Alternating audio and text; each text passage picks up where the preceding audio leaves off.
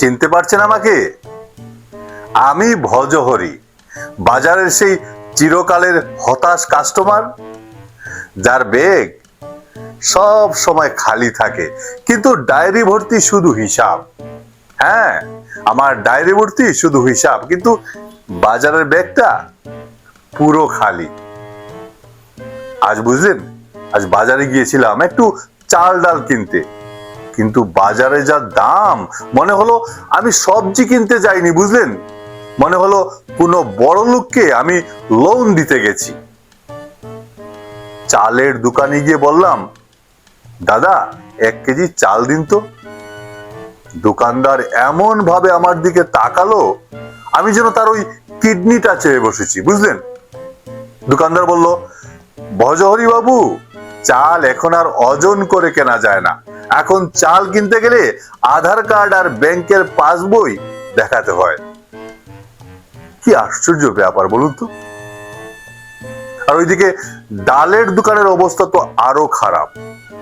ডাল এখন আর বাড়িতে খাওয়ার জিনিস নয়, বুঝলেন, ওটা এখন সোনার মোহর।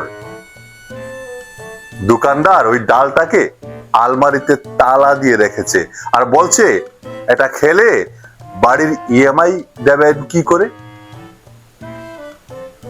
আর তেলের দাম তো শুনেই আমার হার্ট বিট বেড়ে গেছে, বুঝলেন। দোকানদার আমাকে ওই ড্রপার দিয়ে তেল দিচ্ছে। আমি বললাম, ভাই এটা কি তেল দিচ্ছিস নাকি চোখের ওষুধ? দোকানদার বলছে, বাবু এটা এখন লিকুইড গোল্ড। হ্যাঁ, বেশি তেল খরচ করলে তো আপনাকে বাড়ি বিক্রি করতে হবে।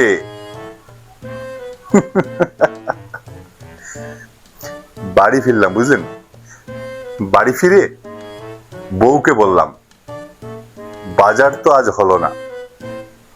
বউ আমার খালি ব্যাগ দেখে বলল, বাজার করার দরকার নেই, তার চেয়ে বরং ফেসবুক লাইভে এসো, সবাই মিলে ক্যামেরার সামনে বসে খাওয়ার অভিনয় করব, লোকে লাইক দেবে আর আমরা সেই লাইক দিয়ে পেট ভরবো।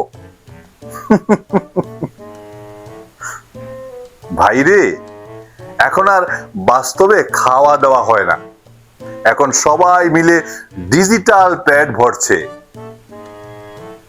আচ্ছা শুনুন না, আপনাদের কারো কাছে কি একটা আলু ধার হবে?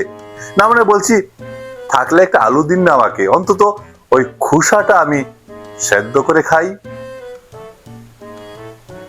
আরে বাপ, দেরি হয়ে গেছে, বুঝলেন, দেরি হয়ে গেছে। ফেসবুক লাইভের প্রস্তুতি নিতে হবে। আজকের মেনু হাওয়াই রুটি আর লাইকের চাটনি। টাটা, আবার দেখা হবে, আবার দেখা হবে।